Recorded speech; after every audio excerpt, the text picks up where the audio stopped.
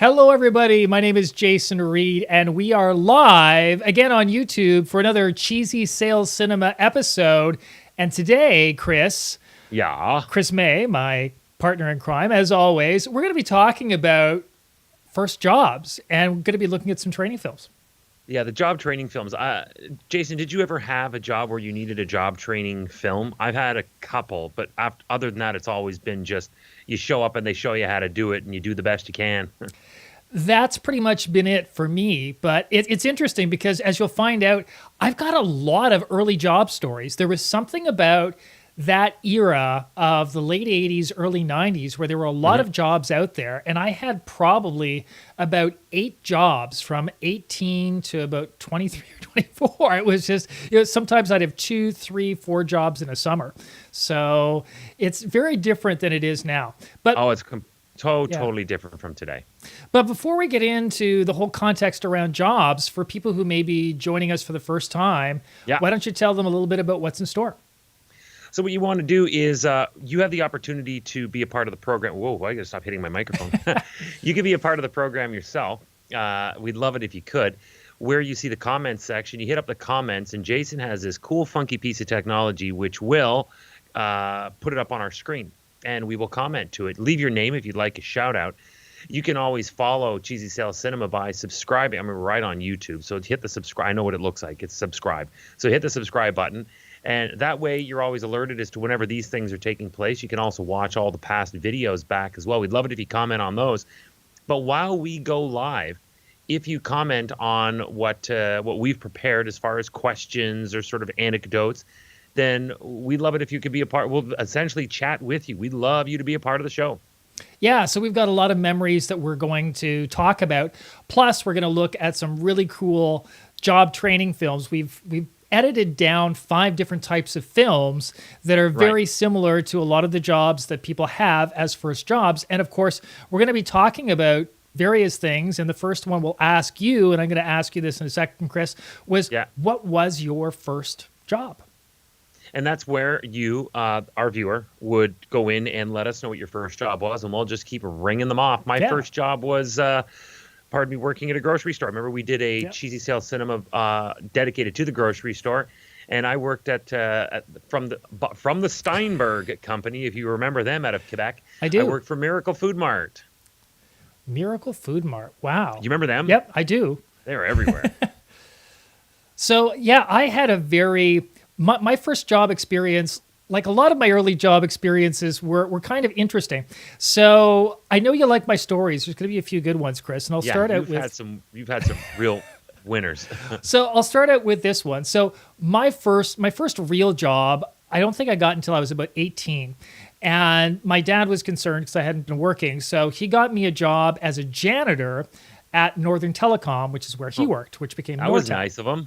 It was. So obviously a janitor is not a very exciting job, but it was certainly interesting. I remember showing up my first day, and there was a couple of concerns. Number one was I was the only person on the janitorial staff that didn't speak Portuguese, and most of them only spoke Portuguese. So I couldn't talk with my coworkers. Thankfully, my boss knew English. But my second biggest problem right off the top was the uniform. So they gave me the uniform to put on, and I'm a pretty slim guy, especially back then. I think my waist was like a 30 or 31 waist. The smallest pants they had, Chris, were like a 34 or 35. Oh, you had to tie it like Robinson Crusoe. Well, this is the problem. Because I was wearing tight jeans, which was the style at the time, I didn't have a belt. So they gave me these pants, and I remember saying to my boss, I said, Louis, I can't wear these. I literally have to hold them up. His name was Louis? Yeah.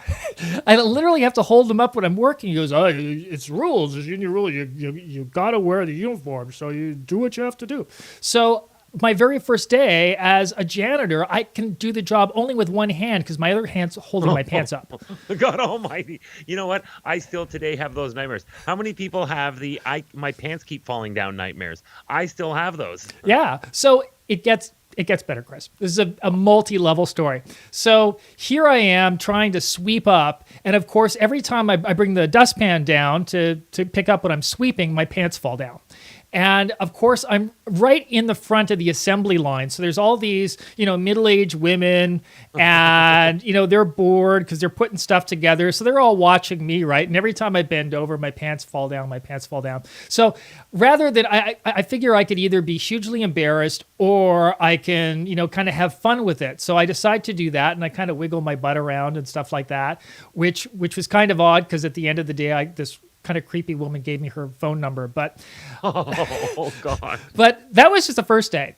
So the Creepy second Sales day, Cinema. yeah, second day I show up. They decide to put me in the battery room and have me mop out the battery room. And there's no air conditioning in the plant What do you at mean this battery time. room? Are they beating people up in the back, or were they actual No, batteries? they're actual huge batteries, and they're all encased in this room. Oh, But that you can sounds safe. imagine the heat that they give off. So it was like 100. I remember it was Fahrenheit. It was like 120, 130 degrees in there. And I'm trying to mop up, and I am just soaked. And suddenly, You're losing weight again. Well, everything goes black, and I suddenly wake up in the nurse's room. Well, it wasn't suddenly; it was like an hour later. I wake up in the nurse's room. I got an IV in my arm. She's like, "Yeah, you passed out in the battery room." So guess what they do? Next day, they put me there again. Same thing happens. Pass out. Come So on. yeah. So I'm thinking, this probably isn't the job for me.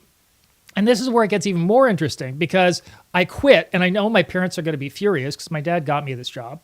So as I'm leaving, I'm thinking, like, what the heck do I do? I need like a job fast. And I go past this park where I lived in Brampton, and the big summer festival, the Pine and Rose Festival, was starting, and they needed security guards. So I went in and I signed up. And the next day, I've got this new job as a security guard at the Pine and Rose Festival. But guess what happens? So Big pants? No, even more interesting. So I'm basically outside the main gate, and suddenly this taxi screeches up, and this guy gets out with this big leather guitar case, and he motions over to me. He goes, "Get this case to the band shell immediately. We're late. They're waiting for it." So I grab the case, and I'm running over to the band like, shell. "I I don't know what guess, the heck's I don't know going who you on. are." Right? It's this old beat up thing. I don't even know who's playing at the band shell, whatever. So anyways, I walk in backstage with this thing, and I'm about to put it down, and I can hear like this swearing. And suddenly this guy comes, and he picks up the guitar case and walks away with it, just swearing a blue streak, like so loud. I thought he was going to hit me or something. And interestingly enough, Chris, that man was one of the originators of rock and roll, Chuck Berry. You're kidding me. Yeah. Chuck Berry. I was carrying Chuck Berry's guitar, and I think I got off easy You were because carrying Lucille? yeah. Oh no, that's BB King's guitar. That's BB King. I Sorry, don't that's think right. Chuck I'm Berry's sorry, I'm guitar sorry. actually had, although it I is got the ahead of same myself. model. It's an ES 355. But the weird thing is, Keith Richards once got punched out by Chuck Berry for touching his guitar. So I actually got off easy. I only had the guy yell Who at me. gave you the guitar? It had been stuck in customs. So somebody had called to get it delivered via a cab company. So the cab guy gave me the guitar and said that it needed to be delivered to the band shelf. So that's what I did. Oh my God. So that was the my only first reason job. you got away with it was because he knew Yeah. that he was not summoned to get it. You had Chuck Berry's guitar. There we go. Dude, come on. That's Yeah, crazy. It is crazy. We've got our first comment here. Okay, so Susan says, my first real job was teaching drama to kids. Kids don't need to be taught drama at the age of 4. That comes naturally. Kids 4 are to drama. 12. I didn't say I was good at it. Why didn't you say you were good at it? What happened? Yeah, we're going to need to hear about what happened there. I'm going to have to hear what happened. Yeah. Oh, no. So, while Susan is typing up that answer, why don't we go to our very first training film? One of the very common first jobs that a lot of people have are fast food jobs. And let's look at a training film for that. And remember, these training films are trying to keep teenagers interested. They don't want them to burn the restaurant down. And they're just trying everything they can to make you remember the basic things you got to do. So this actually does a pretty good job of it. Okay. Hi, I'm Wendy's founder, Dave Thomas. From the day I opened the first Wendy's, my goal has been to serve the best Look hamburger how in the young business. he is. A Wendy's Best hamburger in old-fashioned the business. hamburger. So I started with the freshest beef I could find. 100% Best beef I could pure find in this musty old beef, never warehouse. frozen. And we patted it in squares. in this so the crappy-looking hamburger hangs chafing over the dish. side of the bun. The meat is here in the cold well, and the cheese is over here. Bun warmer up above keeps the buns warm and fresh. Remember, we serve 100% pure ground beef. It's patted into squares. What's that got so to do with the meat anything? hangs over the bun.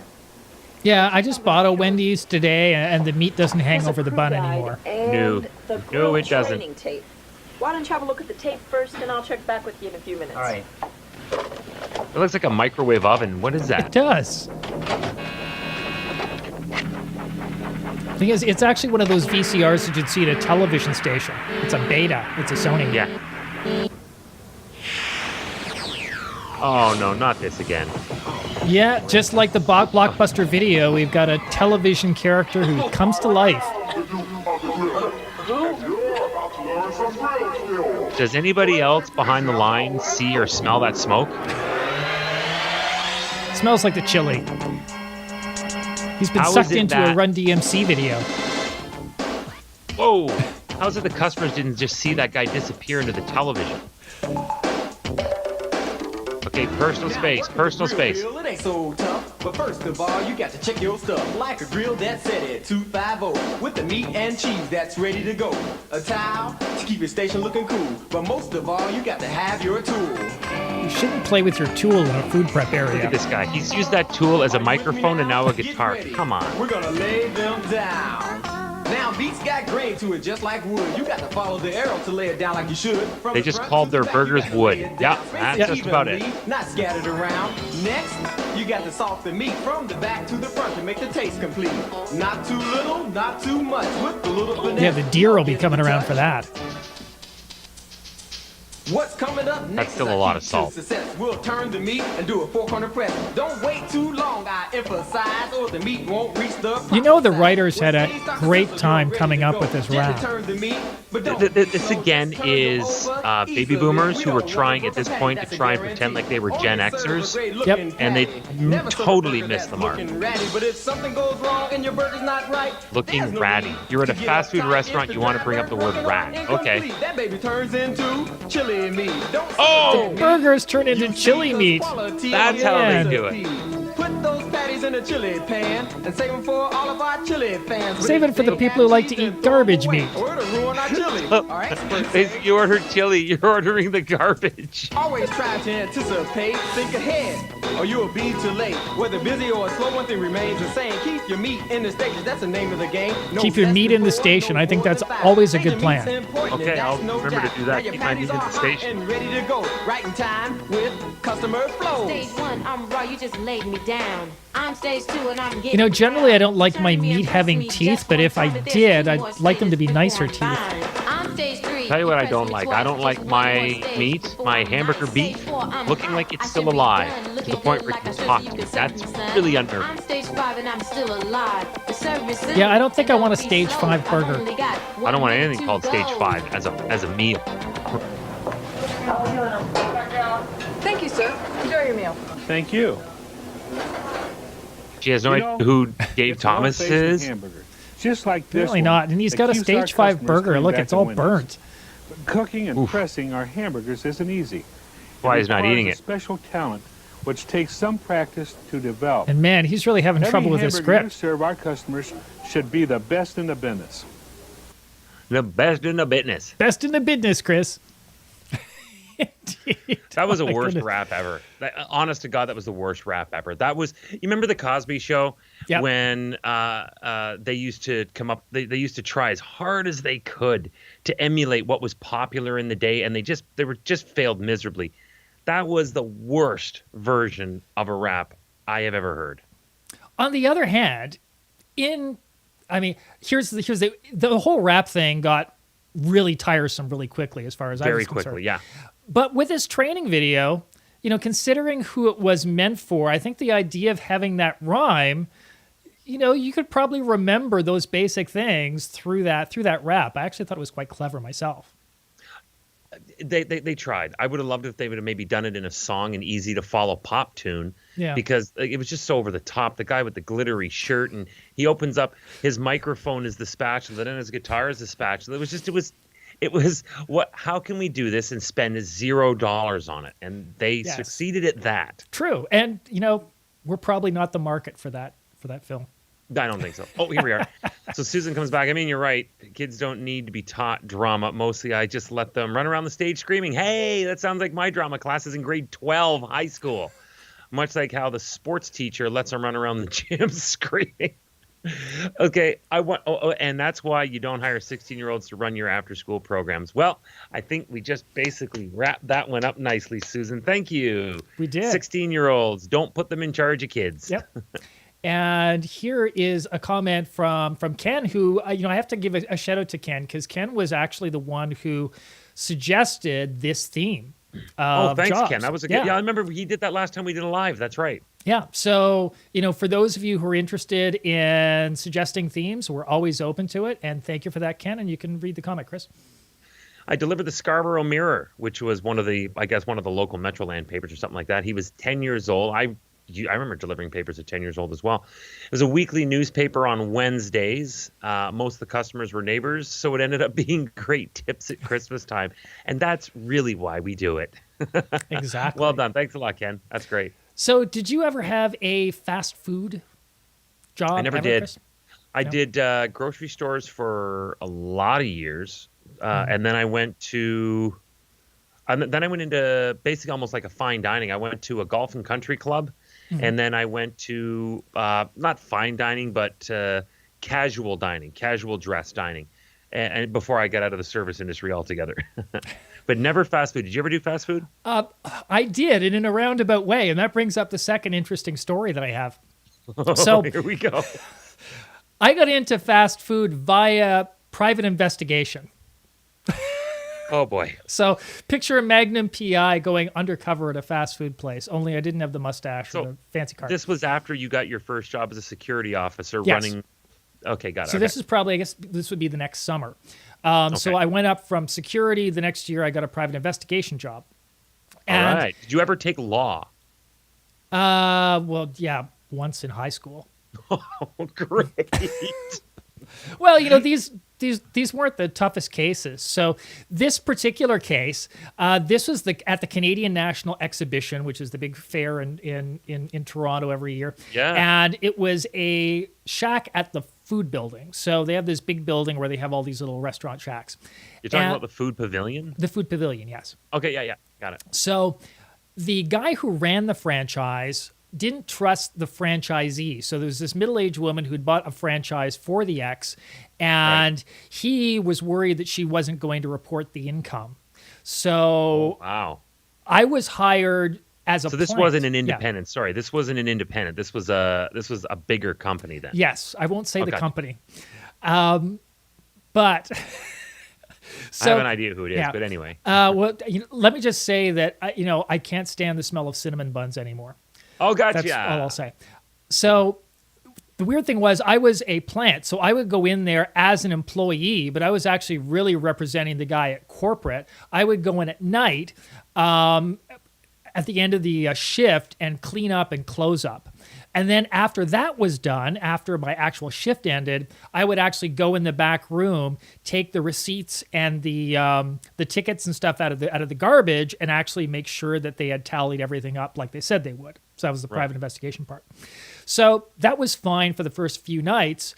And then one night, I'm just about finishing up with the receipts, and I could hear two voices. I'm like basically in this almost like this little broom closet with this light doing this stuff. And I could hear voices out beyond the wall. So I look beyond the wall, and here's this woman who owns the franchise, and she's with this policeman who I'm assuming is off duty or on break, and they're making out. Like they're really making out, yeah. And I can tell what's coming next. And of course they don't see me. And you're in the closet. Well, yeah, I'm around the corner and in this closet. So I'm worried, right?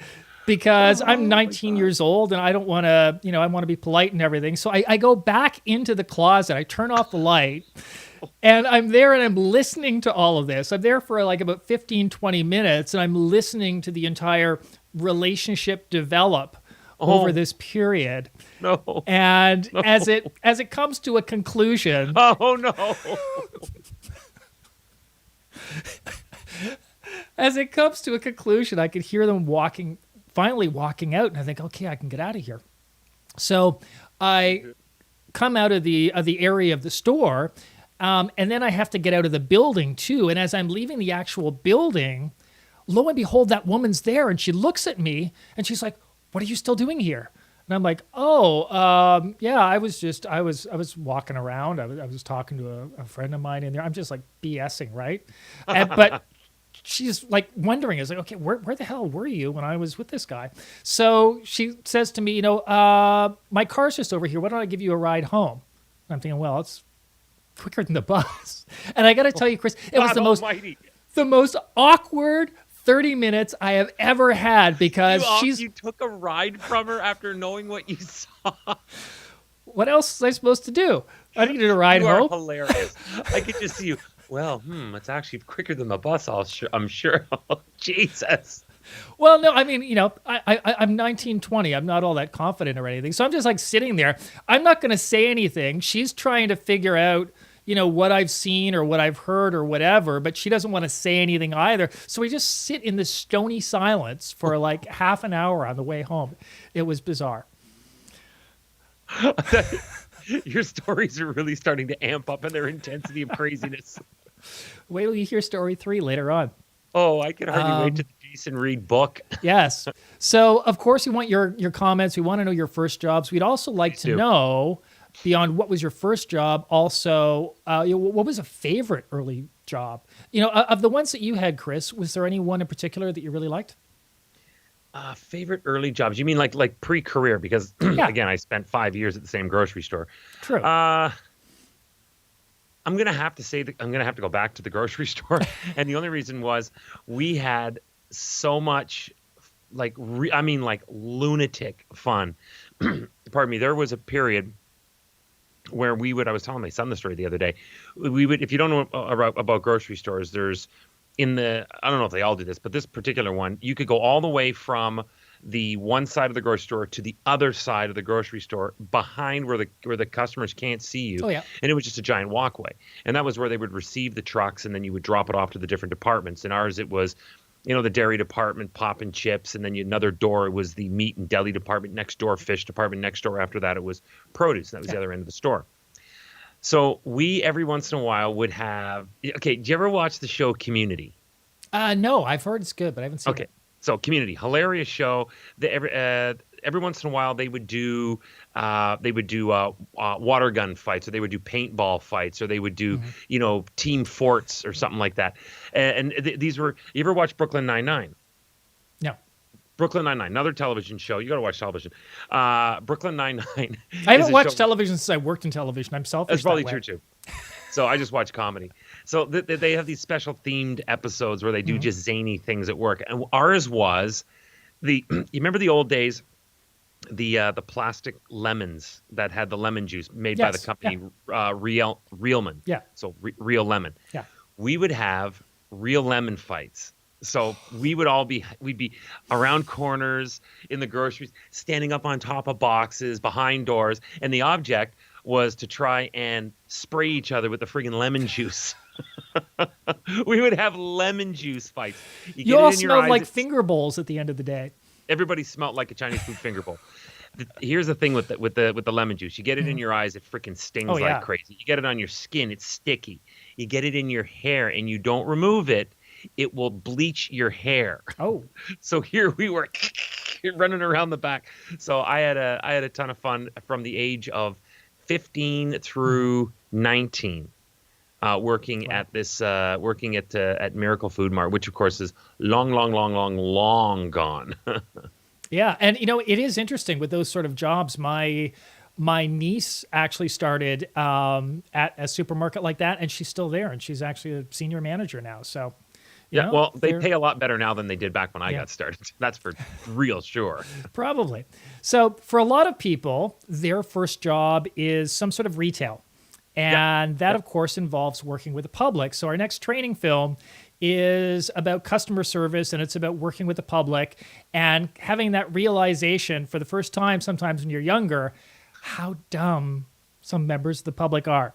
So why don't we watch this? We'll come right back. We should call this one Loss of Innocence. Yeah, for sure. Ah, it's me, Mario. I hope there's a narrator with exactly that accent. That would be good. I'd love it if you talked like Mario. Hi there. What can I do for you? Customer service sent me over to talk to you, to give this to you.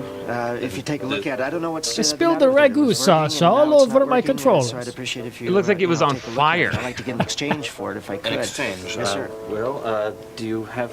Well, I guess I better take a look Why at don't it you here. take a look at it? This Yes, is where, thank you know, the gloves we Do you use know for what's on COVID would come in handy for Yeah, customer I service think we're all gonna the be wearing time. Anything. I mean, the good kids... for our lives as a Sometimes they'll result put of this soft commercial. drink or something on there. No, it's not soda pop. I don't know. Certainly. It was fine. I would just... I'd appreciate it if I had an exchange on it. I have an appointment I gotta get going. You know, I'd really like to help you out here, but I don't...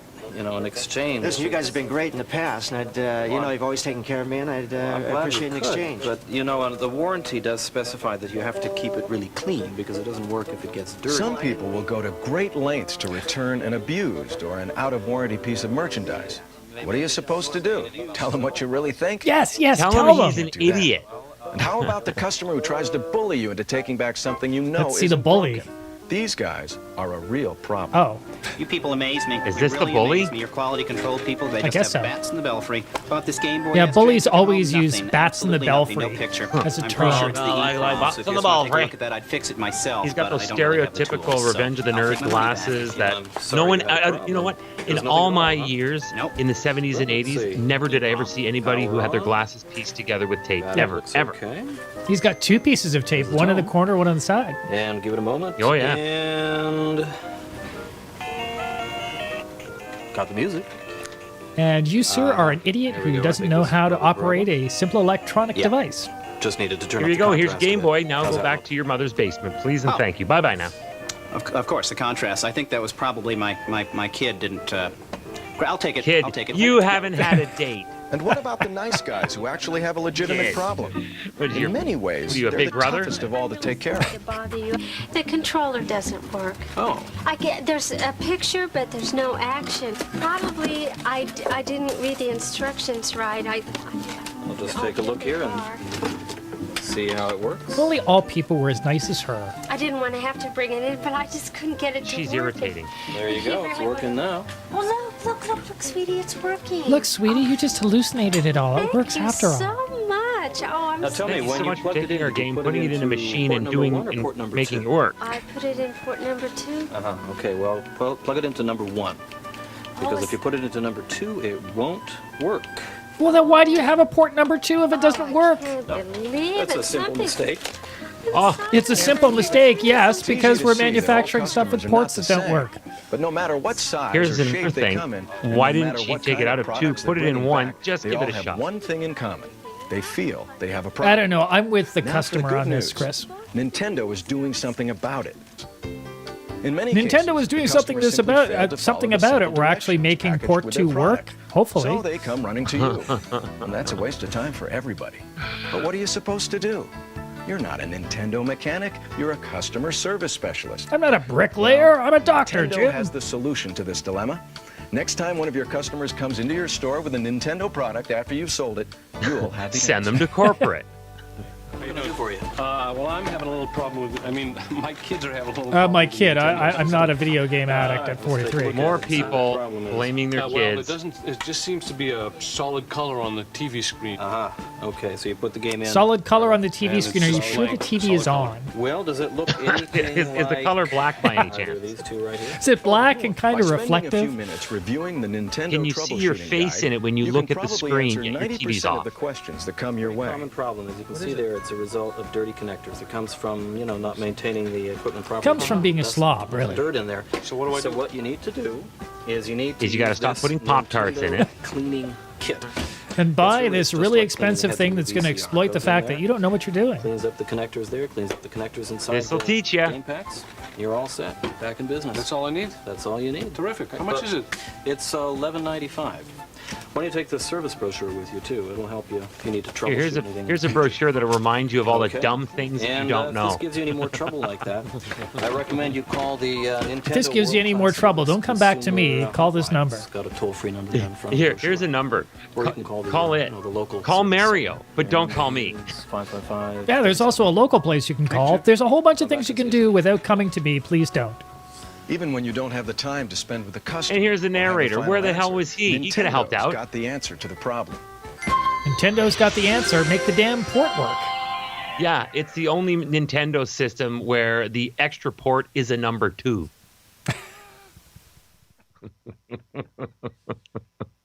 That was entertaining. That still bothers me. It's just like that poor lady, and it's not her fault. It's like they make a port that doesn't work. That was wildly entertaining.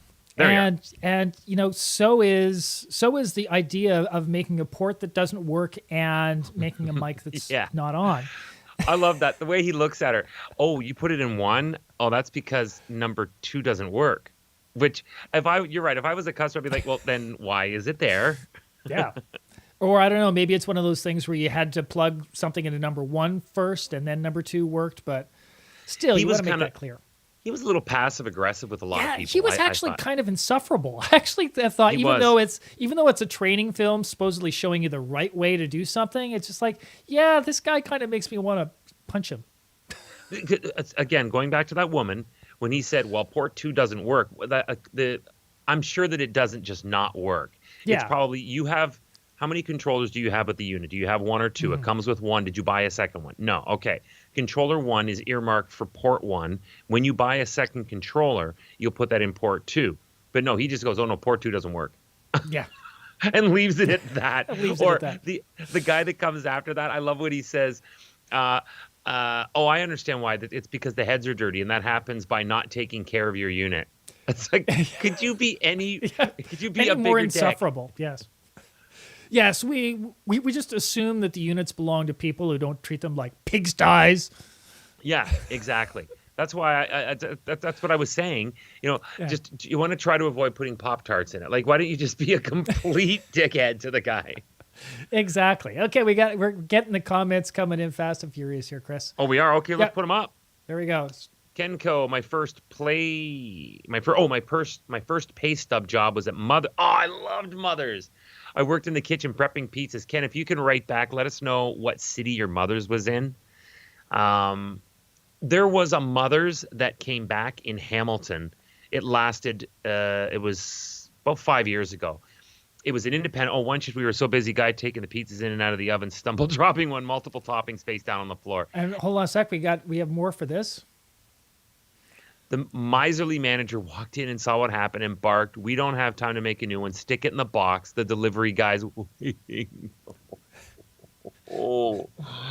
careful more next time.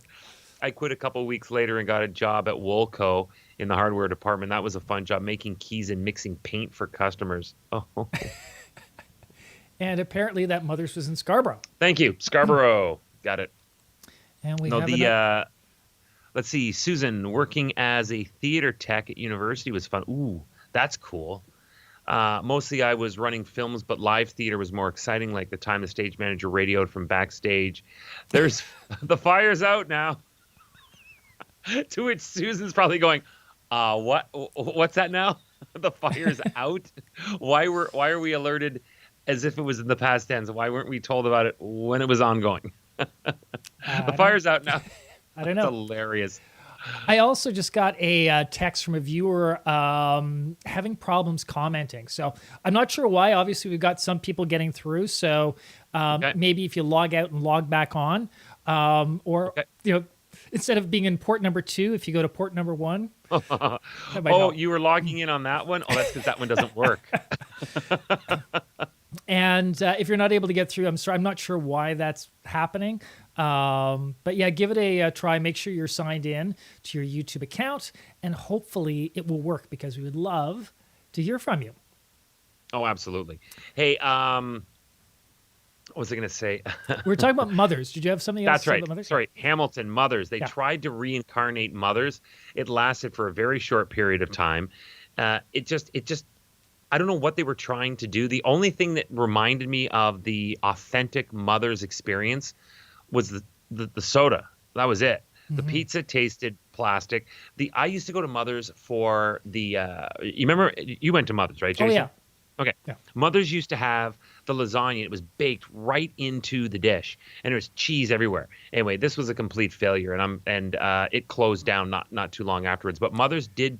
One owner tried to make a comeback, and they had the wallpaper with all the old 1920s stars and stuff like that.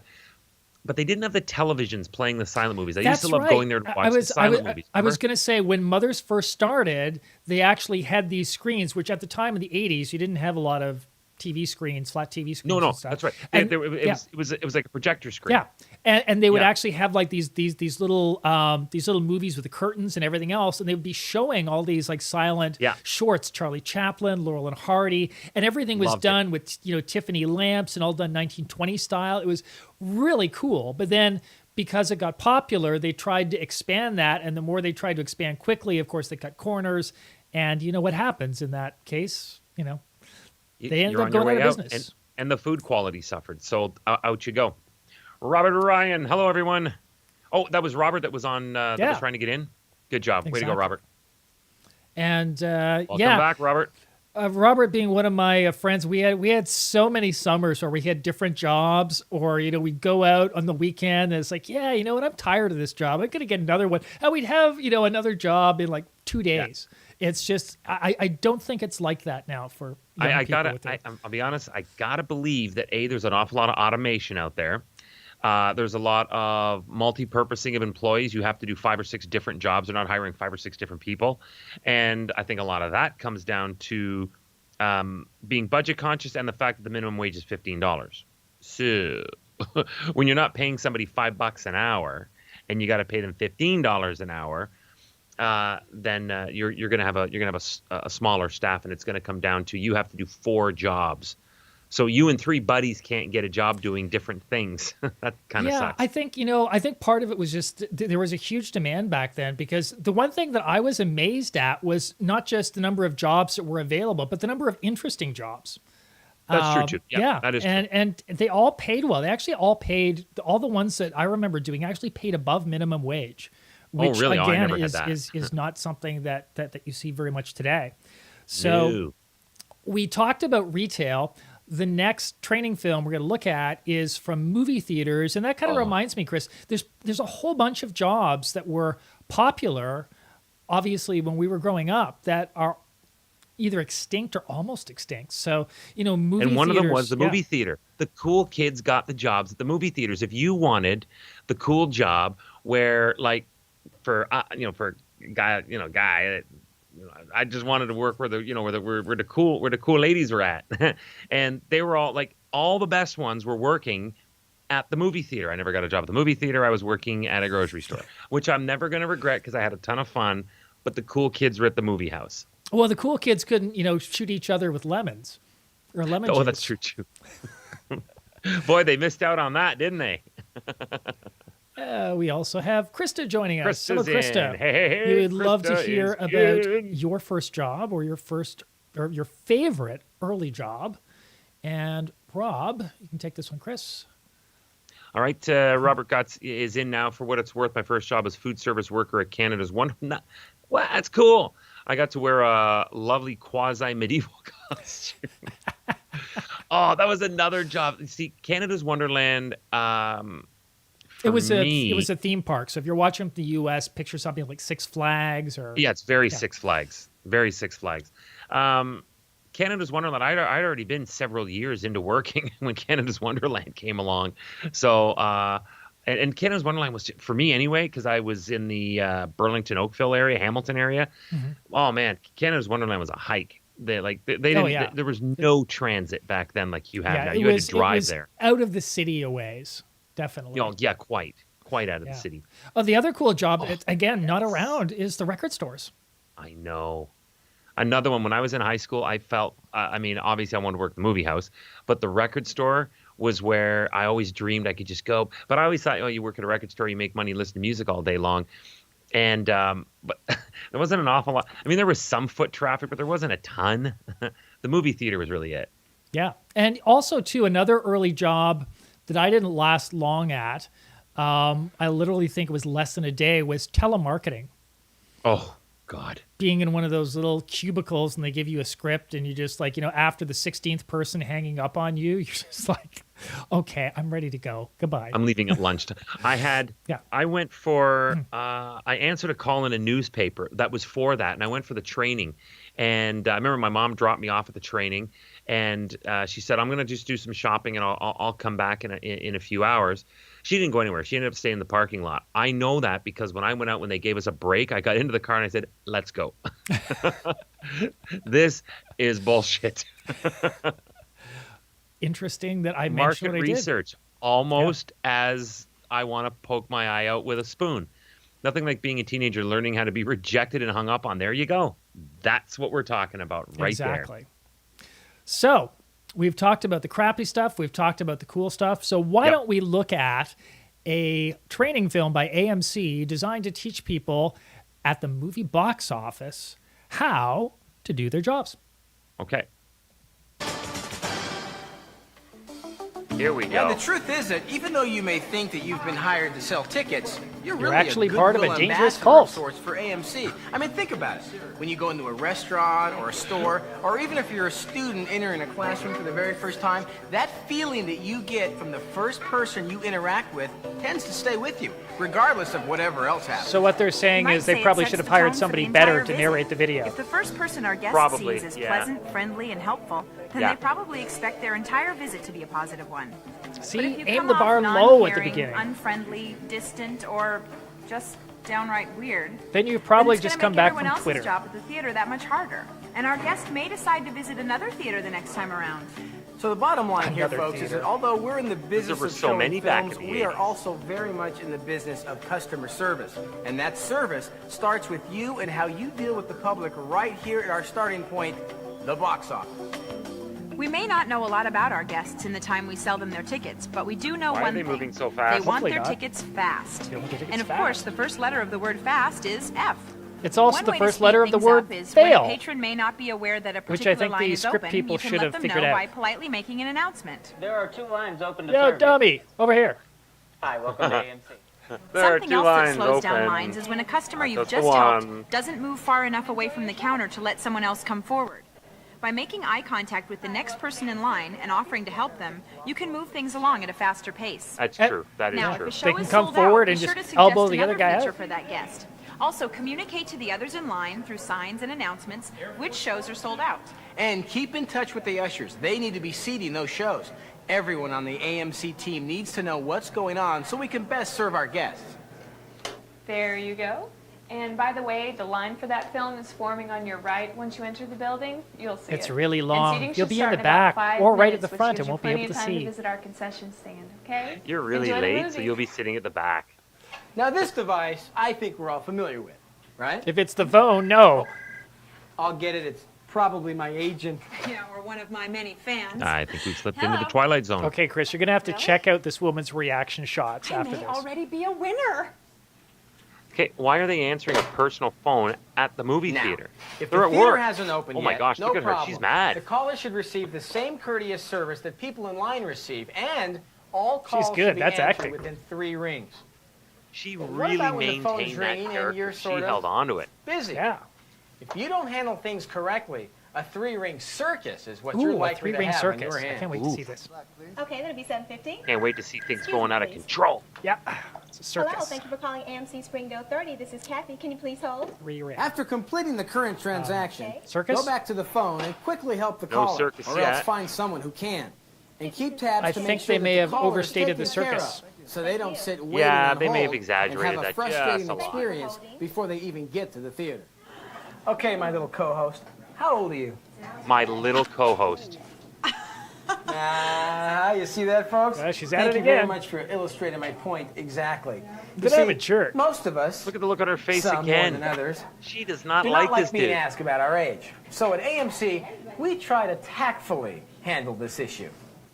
Basically, our policy is that if someone is seeking reduced price tickets, be it seniors or students, then they'll ask for them, and that's what we sell them. Don't ask someone to prove that they're a senior. And should a request be made for a student Prove ticket, to me how old you may are. need to ask for a student ID. But if you're Check young, with your ask manager away. for your So, theater's specific always guidelines. ask for the senior ticket because nobody will hassle you. Oh, another big contest you've entered? Yeah, he's right here. For me? Hello. I won! I think we're all winners after this, Chris. No, I don't think so. I really don't. Oh my goodness, we have lost Chris. Let me see if I can get him back.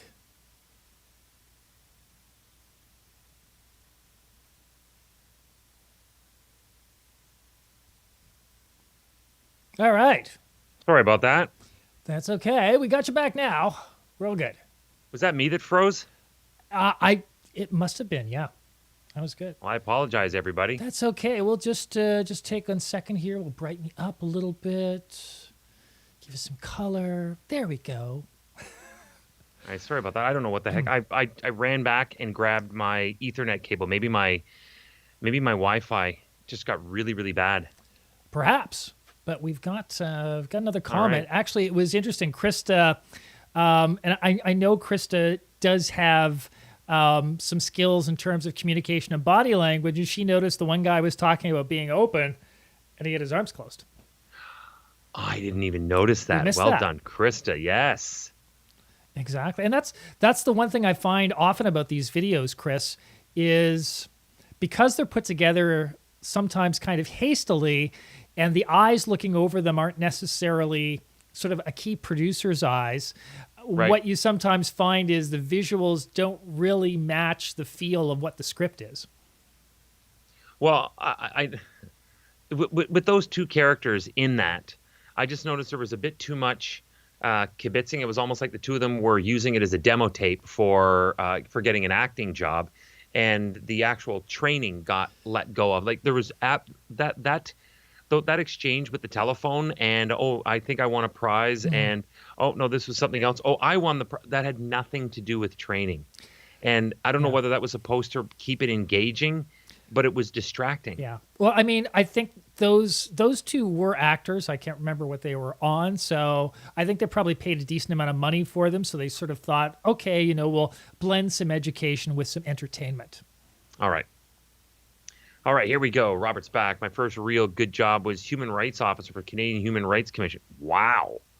It was only a summer posting, and I ultimately decided it wasn't for me, but it was better than the first one.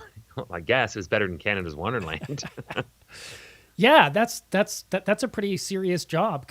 That's a very serious job. Talking about. I thought you had won the contest too. Yeah, the whole contest thing kind of came out of midair, but I guess obviously they were referring to the publisher's sweepstakes, the Ed McMahon. You may already be a winner. Yeah, you may already be a winner. I may already be a winner, and I won. Yay! No. It was silly. It was silly. Yeah, I would have liked to have seen more on the actual training of doing the specific jobs at a movie theater, like obviously answering the phones and then the customer service behind the counter, but the operating of concessions and stuff like that. But and these might have been a different video. Well, that's the other thing. These videos have been trimmed down. Most of them were about 20 minutes in length, and I sort of trimmed them down to about 5 minutes. So we are missing some things here. And you're absolutely right. There were often even the 20-minute ones were one in a series. That particular one was about the box office, but I think there were probably other ones out there for different jobs in the theater. I get that. Yeah. I go ahead. No, I was just going to. I was going to launch into story number 3. Oh, please do, please do. And this is about my favorite early job, which, much like another story I told, is actually 2 jobs. So, when I graduated university, it was 1990. Recession was hitting, but there were still a lot of kind of low-level jobs out there. And through one of my university professors, I got a job at a law firm writing a policy manual. So they had all of these different policies and stuff like that, and they wanted sort of one big binder with all of their policies in it. That's right. That's almost like Human Rights Commission. Kind of, but as you'll see, it's a little less serious than you may think. So the woman who was my boss was really, really nice, and she said, "Look, we've looked at this. It's kind of complicated. We need you to sort of bring all these things together. We think it'll take about 8 weeks." So I'm thinking, great, this is like a job for the whole summer. However, I finished the job in about a week.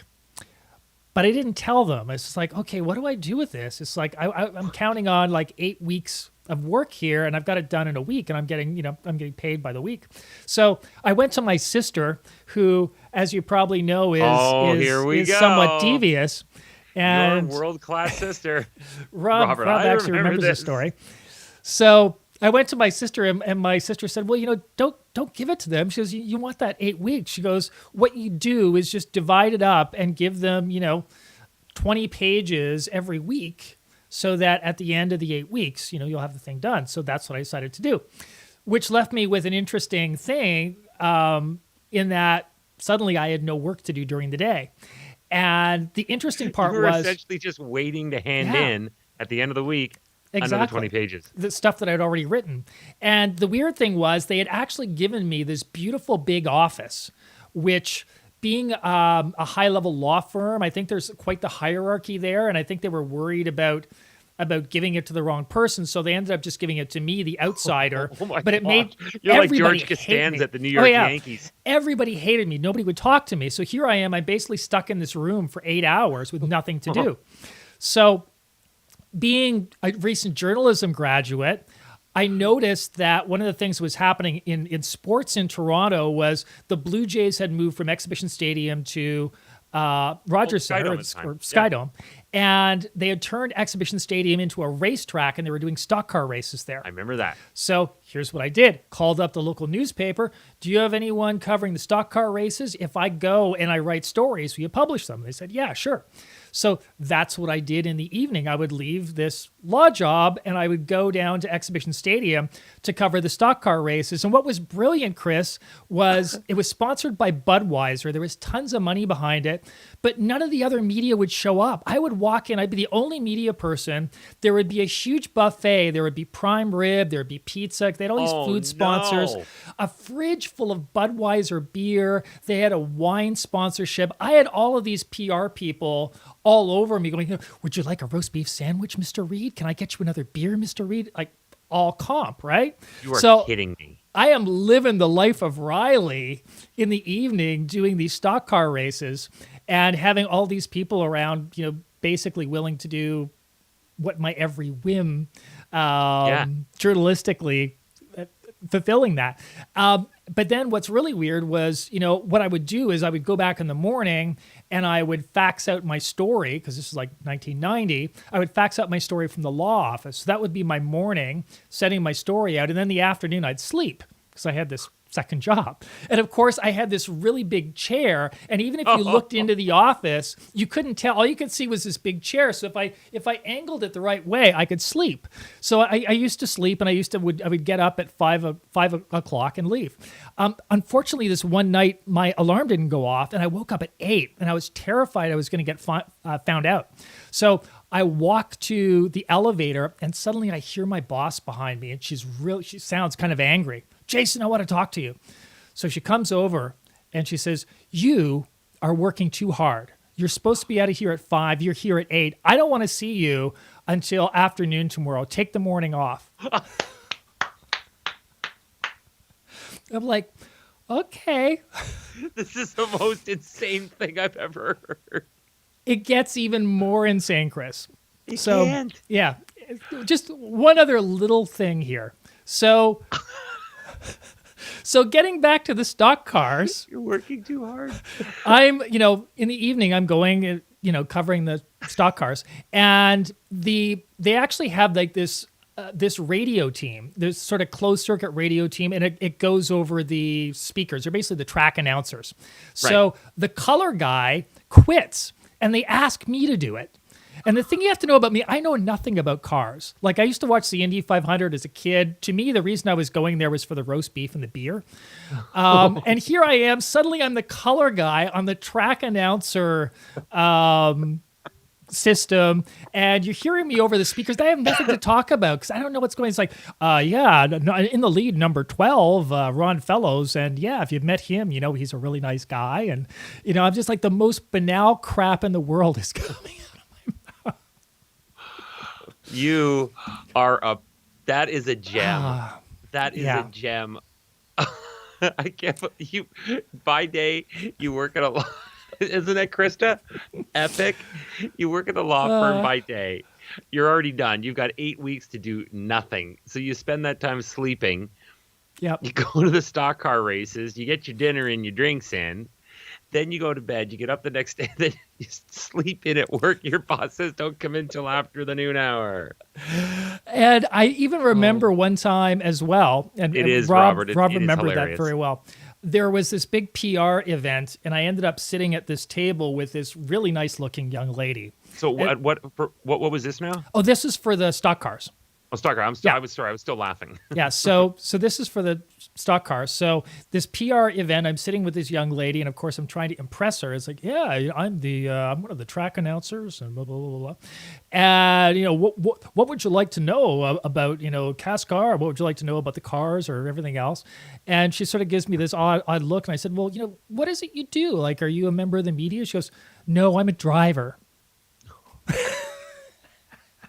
Wow. Somebody who actually knew what they were talking about. You cannot get away with that now. Nope. There we go. Wow, I'm a driver. I'm a driver.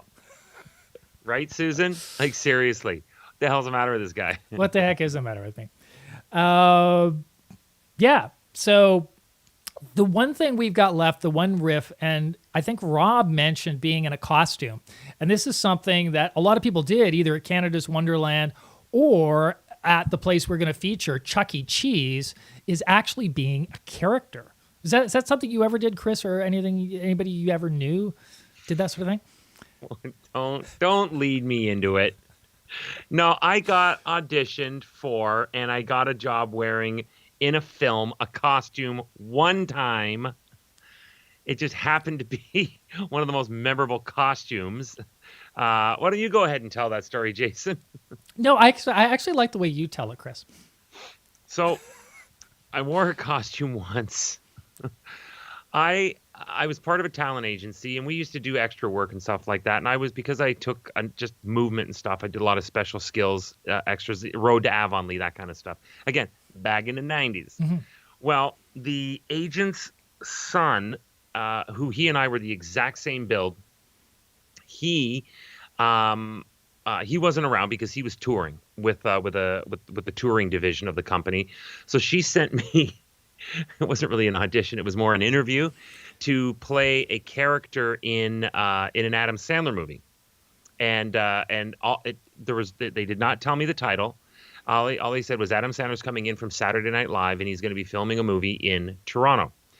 So they asked me a whole collection of questions, a lot of questions like animation and mobility. Then they started asking me questions about claustrophobia, and I'm like, why would that be?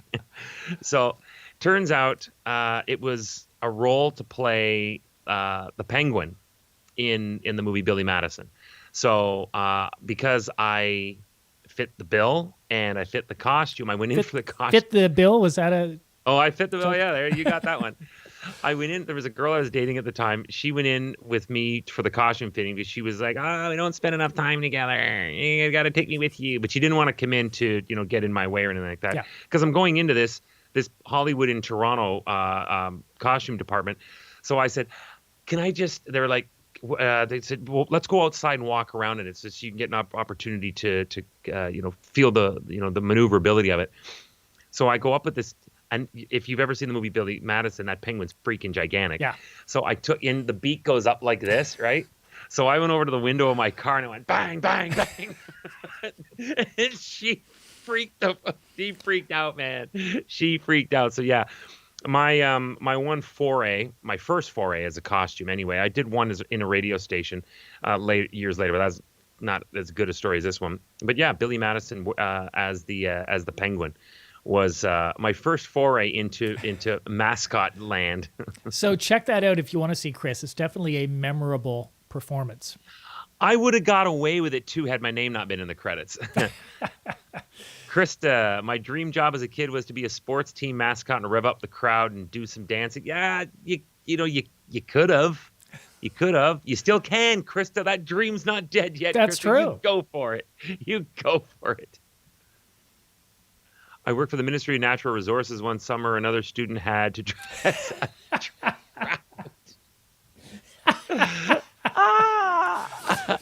You know what that reminds me, awesome. Chris? Do you remember WKRP in Cincinnati? Yes. What was that costume? Yeah, because the paddling. Yeah, the paddling costumes. They got the friggin' fight. They actually want to come up with a costume, and KRP they figure spells carp, so they get this fish costume. Who did they fight? Oh, it was the crosstown rival. It was the WPIG pig. Yeah, the pig. That's right. In the women's washroom. Wasn't it? What was his name? The sales guy. Herb. Yeah. It was Herb Tarlick that was in the carp costume, That's wasn't right. it? It was. So fast. Oh okay, my goodness! One quickly. A mascot story. I got a really funny one for you. So I worked for a radio station, and one of our big sponsors was Strub's Pickles. 5'2". Okay. You could have played, I don't know, SpongeBob Square. I don't know, something like Toopy or Beanu. I don't know. 5'2" is cute. I like that. So I worked for a radio station, and we had a costume. So one of our big sponsors was Strub's Pickles. So Strub's had a giant pickle as a costume. So we got one of our part-timers in the Christmas parade to wander around in the giant pickle costume and hand out coupons for Strub's Pickles. This does not relate to a Christmas parade at all, a Santa Claus parade. This is in the big Hamilton Santa Claus parade. So I was I'm a lot like you. I had two jobs at the time. I'm double teaming it. I'm with this radio station, but I'm also with the community television station. Mm-hmm. So on this day, I'm working community television. Geez. And I'm commenting. I'm the guy with the microphone, and I'm interviewing. So I took it as an interest of mine, of course, to get into to go to the radio station that I also work with and make a big fuss over the pickle. So the pickle starts walking backwards. Doesn't realize that there's a camera guy for our television station pointing the other direction. Pickle walks backwards. Camera turns around, and at the same time, bam! They collide. The B-roll, the outtake B-roll that we got of that was camera gentle turn, green, pavement, sky, and then the sidewalk. Oh my God, it was brilliant. It was so much fun. Being nailed by the pickle. The giant pickle. Yeah.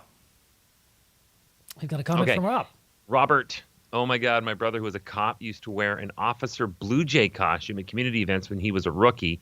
It was hot. He couldn't see well out of the head. And the kids, could you imagine? That's why they probably asked for claustrophobia clauses. The kids would swarm. Can you imagine being swarmed by kids on a hot day in a big costume where your mobility is really, like, all of your senses are cut off. They're done. So that's a nightmare. LOL. In the summer, he was Officer Blue Jay. That's funny, Ken. I love when our comments are all sort of they're talking backward. Totally, Rob. I worked at Ontario Place, and the characters needed chaperones because the kids would punch them. I've seen that though. I remember going. You brought up Exhibition Stadium. Yeah. Back at Exhibition Stadium, the Blue Jays had the mascot BJ Birdie. Yep. Which they parted with when they went to Rogers Center. They decided to go with I don't know, Ace and Freely. I can't remember what the heck the name of those two things. Ace, I don't know. That's Kiss now. What am I doing? But I just remember BJ Birdie. People would come up and they'd like knock BJ Birdie's beak, or they would pull on his tail feathers. I'm like, why are there no chaperones with this poor thing? Yeah, the sports mascots were often on their own. Yeah, they were. Goodness. So, we've been talking about this. I really love this last training film for Chuck E. Cheese, and you will see why. Sorry, I'm just sort of composing myself. These are all great stories, by the way. So thank you all for commenting. So really, this This has been a blast. Let's have a look at the Chuck E. Cheese training film. This is a Chuck E. Cheese's University production. University? University. So Chuck E. Cheese is a Brooklyn gangster. Exactly. Hey, Don, that was great. You really made Chucky come Don, alive. his name is Chuck. It looks so easy. His head's coming all off. Kids love Chucky, so that's the easy It's part. not But real. taking care of the costume and being a character takes quite a bit of practice. Remember, every guest leaves happy. Every and our guest gets a guests pat on always the come head. First. Let's take a look. Every at guest what our who guests leaves gets their hair expect of messed up Chuck E. by Cheese. Chuck E. Cheese. Every guest that visits our restaurants Gets interacts belittled with by Chuck the E. rodent. Cheese. Because Chuck E. Cheese represents our commitment to fun, he must be full of energy and always having fun. Yeah, you don't himself. want him to be slumped over having a cigarette. A clean, well-maintained appearance is essential to Chuck E. Cheese's image. He's a giant While rat. in the Chuck E. Cheese Only- costume, Only be clean aware of the rodents are allowed in children this around you restaurant. And exercise safety at all times. Yeah, the ones that are in the front of the house have to be clean and well groomed. The ones that are in the back of the house, to keep it all doesn't our matter. costumes clean and well maintained. The outside appearance of the costume reflects on you, the performer. No, For it example, reflects on the Chuck to E. clean Cheese brand. Chucky, 409 or similar cleaners should be You know, used watching on the someone face, clean a hat, disembodied and head toes. is just unsettling, Check these regardless of daily. what it is. Yeah, this is like one Any terrible upholstery taxidermy. cleaner, such as Woolite, can be used to clean any spots on the fur. Be sure to follow directions carefully. When you put Chucky away for the night, of chemicals spray that a goes little into this. disinfectant, such as Lysol, in the Oh, head now to keep it disinfectant. fresh. Wow. I like the phrase when you put Be sure to Chucky brush away the for the fur night. every I'm going to day. use that It is euphemism. very important that Chucky has a well-groomed appearance. Hands, vest, and body can be machine washed in cold water and dried on the lowest setting. The vest should be air dried. Okay, because teenagers While are cleaning the known for costume, following very visualize specific what laundry your instructions. performance will consist of. Yeah, this sounds Even like the this is cleanest part B of costume this won't video, help and this if is you where all don't the prepare your heavy show. lifting instructions come in now. Our costumes are Wow, it's like some sort extremely of important to cartoon our serial image, killer's not to mention hidden expensive. closet. To care for these items, Silence of the machine wash cheese. separately in cold water on a gentle cycle. Tumble dry on low or no heat. Iron if necessary, but don't iron Plus over Wally. letters on the Okay. sports shirt. Always check to Iron, see but which don't iron. items may Dry need to be clean, but dry don't cleaned. dry clean. Clean these items with blue So or poetic. similar cleaner. So Periodically clean the apply dry vinyl cleaning protectants items with such as these Armor things, All. but don't actually Do dry not clean them. dry clean. Do not dry clean them. Remember, To Helen's dry clean or dress not to dry must clean? That always is my be dry question. clean. But this must always be And dry please cleaned. be sure to double check your manual for costume I'm cleaning sure the manual is procedures. just as confusing as the video. Being I'm sure prepared the always manual is saves you just as time and actually energy. looked over as the You video. will need to bring a few items from home, such as running shorts. Yeah, because the don't get into the costumes get costume extremely nude, warm, please. T-shirts, Yeah, which are don't just get into it in your comfortable underwear. and they absorb perspiration. Socks, which will prevent your feet from being irritated by the costume. A towel, because of the chemical. which is a must. Everyone else will be Use it to irritated by the freshen up costume, but not your or feet. Tuck it into your T-shirt for comfort during a performance. And a headband will also help cushion your head and keep sweat from running into your eyes. And a headband you will run also into get a you all wall. those lover Warm boy up before you groupies. begin your magic as Chuck E. Yeah, Cheese. with the Do headband. several simple stretch exercises to loosen your neck, back, and leg muscles. Doing this will help in preventing unnecessary injuries. As opposed to the necessary injuries. It is extremely important to keep So those in are the okay. best There are physical some shape injuries that possible need at to all happen. times. They're necessary. Not only will you feel good, but you will be able to give Imagine the if all best exercise performance as videos well. were like this, Chris.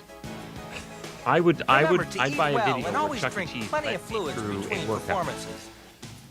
Now comes the tough part. I want Chuck putting E. on the Cheese costume. leading my spin clap. But don't worry, if you follow the steps, you'll get the hang of it in no time.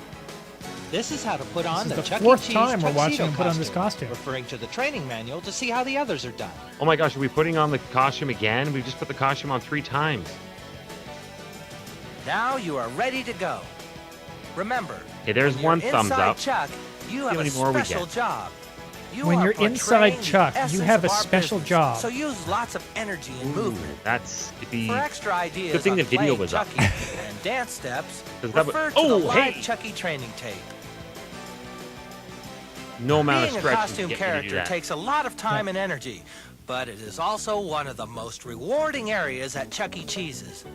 Imagine what the Caution least must be rewarding used at areas all are at Chuck E. times to Cheese's. ensure If this the is the safety most of rewarding. Not only the children, but you, the entertainer, as well. Kids doing dishes are like, I'm least rewarding. One of Chucky's major roles comes during the birthday party, the parade of cakes. Since this part is so important, you might want to do a rehearsal on the floor before the store opens to get your bearings with a costume. Ask managers and That's a good employees if they have time to participate. Hey, That Chris, way do you have time to everyone will feel participate? prepared. In a practice, no. Be sure to practice with the birthday There's your cake answer, kids. to make sure that you get the precise timing down. Remember, if you're ever in trouble, can't believe there's a use job the timeout video signal and on determine Chuck E. whether or Cheese. not you will be able to make it to the regular exit So door. most furries use a safe word, but he uses the timeout signal. Always keep the safety of the Safe children in word. mind, but most of all, have fun. Hey, look, it's David Lee Roth. From here, your trainer will help you with any questions you may have and will assist you in Hit getting that ready. girl in the face with her Good his luck tail. and have fun. As a costume character, you are helping people laugh and create that magical ambiance. Bill, can you say It's a that big quicker? and important responsibility. You can't let the charm of the costume carry itself. You must put your heart and soul into it, right? That's a natural Yeah, just like delivery. your speech. You got to put your heart and soul into it. He sounded like he had no heart and no soul while he was saying that to that poor guy. No. However, we did get a whole bunch of Boy, did additional we. comments here. Let's have a look. See if you can call those back up, Jason. Yeah, Those we were were. great. We had been talking about Rob's brother, who was Officer Blue Jay when he Yep. was a police officer, and yeah. So Krista was talking about the Ontario Place mascots having a chaperone. My brother had no such luck, Krista. When the kids swarmed him, he could only try in futility to beat them with his ham-fisted first-hand mitts. I could just see it too. It's like WKRP. Yep, the swinging fins of the carp. And speaking of sports mascots, Susan brings up a good point. No one does Yep, that that's to right. Gritty. Nobody does that to Gritty. Not in Philly. You don't mess with Gritty in Philly. I wouldn't even want to come up to. If I was a kid, I'd be scared out of my pants to go over and see Gritty. That's a scary looking thing. It is, which Some I girl. think was Oh, kind I of the saw. point. You know what, Krista? It's funny. I noticed that when they were talking about, you've got to make sure that you have a good screening, and Chucky turned around and bam, hit some girl right in the face with his tail. You caught that. You know, the other thing I caught in that, I don't know, Krista, if you saw this or Jason, you saw it. When they first showed Chuck E. Cheese, when they were going in for the birthday, and there was a baby just about to put its hand around a lit candle. Lit And candle. then the camera did a jump cut to another scene. Yeah, and also he had that baton, and he's like spinning it around when he's right next Yeah. to the kids too. That didn't look very safe either. No. Not very safe at all. Oh, and of course the David Lee Roth Panama kick. I was Yeah. wondering, like it's great that you're athletic and all, but why are you jumping and leaping where you could spear some kid who's trying to walk to the bathroom?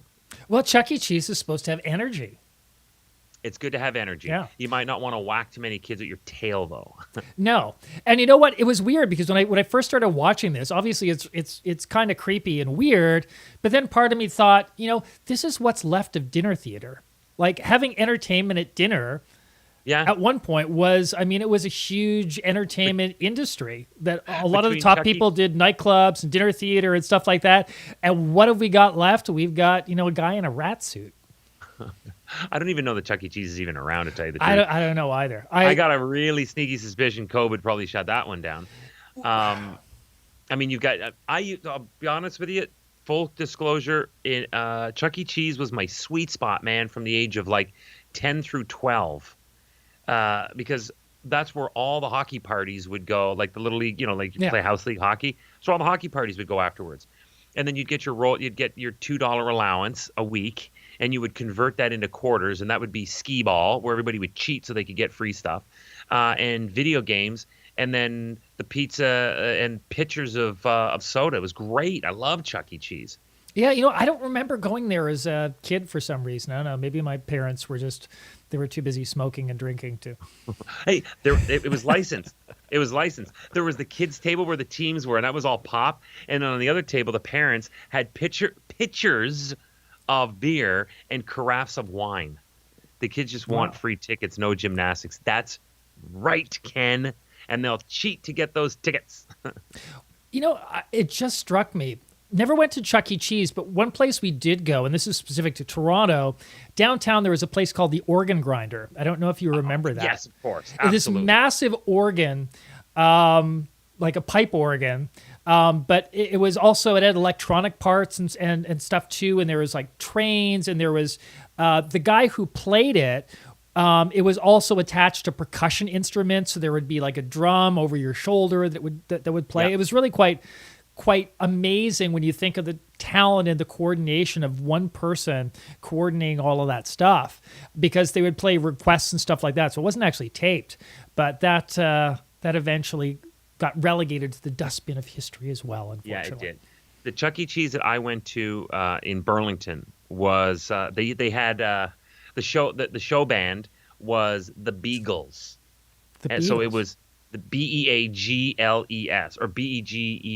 It was Beagles. It was basically it was a bunch of Snoopies that were dressed up like the four Beatles, drum kit that said the Beagles on the front, and you would put a quarter in a small little drop thing, and these animatronics would start clicking really loudly, click, click, click, click, click, click, click, click, click, and to try and drown out that mechanical sound were actual Beatles songs.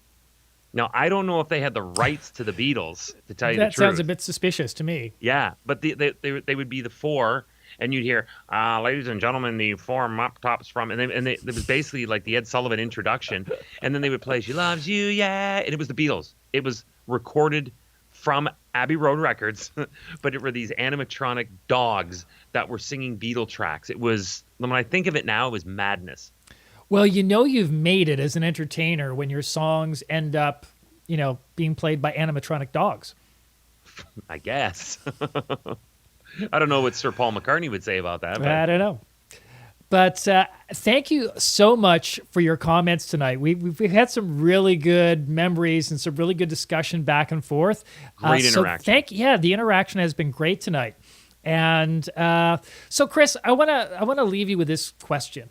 In terms of early jobs, what do you think, on a serious note, is the importance of that sort of thing? Like, what do you figure that you or other people learn from those first early jobs? You know what I learned from it? I learned discipline, and I learned authority, because before my first job, the only authority figure I had were my parents and a teacher, and this was somebody that there was no saying no to a boss. Otherwise, there's a consequence to it. Like consequence to being a piece of crap in class is you get your desk out in the hallway, or you have to face a wall, or some injustice by today's standards. And at home, maybe you don't get your allowance or something. But like at a job, it was the very first time that if you don't perform, you don't come back. Yeah. So I guess in a nutshell, consequence. You really learn consequence. You show up late, there's consequences. You don't work well in a team, there's consequences.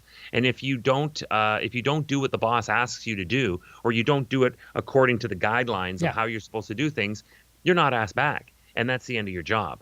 So I think that first job was Chuck E. Cheese created SoCan. Yes. So out of the Chuck E. Cheese scandal came SoCan. But I think responsibility and consequence comes from that first job. This is a good one too. I learned what jobs I didn't want as a career. Oh yeah. I learned I did not want to be a janitor, having my pants fall down and passing out in a battery room. Jason, you and I have talked about this. I have keynote addresses that I do, and one of them is I call it basically what I do is I walk through. Taking a lot of experiences and stacking experiences together. So, and then it's an evolution. So you get better at a great number of things, but then at the same time you're focusing on what you're the best at. Yeah. And Susan nailed it, because there was a period in my life where I realized something's got to change here, because I'm tired of looking through the general help wanted section for back when the newspapers were a thing. I'm tired of looking through the general help wanted for jobs because they all sucked, and I'd done all of them. Everything that had to do with retail or restaurants or anything, all general help wanted, I'd done them all. Now what do? You do the jobs that you go from job to more career. And like Susan says, through the jobs, you realize the ones that you don't want to make a career. Yeah, I think I learned what a bizarre and fascinating world it actually was. You've heard about some of my experiences in early jobs, and that's really only the tip of the iceberg. We could go on for another half an hour, but we have to do that. It was just really for somebody who I was a little bit, because I was sick growing up. When I was in high school, I didn't get out as much as other kids or whatever. So those first jobs for me were kind of my first foray into the world, and I learned that people were weird. Yeah. But sometimes they're really kind of cool ways. So I think it was a really eye-opening experience for me. It's interactive, because that's the other thing. You're in a place where you have to correlate with people that aren't in class and people that aren't on your block. So these are people that could have come from anywhere, and they're all in it for the same thing you are. It's their first experience. I think that's probably why I have such fond memories of Miracle Food Mart, which is just weird. Yeah. Because it was so long ago, but because it was my first foray into working and making friends with people that I didn't go to school with, and I never saw on my street. I only saw when we would go to battle in the grocery department. Ken says the lousy jobs are good motivation to continue education, which is true. Yes, it sure is. So for those of you who joined us tonight, again, thank you. In 2 weeks' time, we are going to do another short pre-prepared version. So check out that on Thursday. And then in 4 weeks' time, we are going to be back live again. We don't have a theme yet, so if you would like to suggest one, you can contact us. Either put it in the YouTube comments, send us an email. If you don't have our personal email addresses, you can send it to feedback@cheezysalescinema.com. And that's Love cheesy with a Z and a Y. All right, so on behalf of Chris May, I'm Jason Reid. Thank you again, and have a fantastic night. We'll see you guys in a couple weeks. See ya.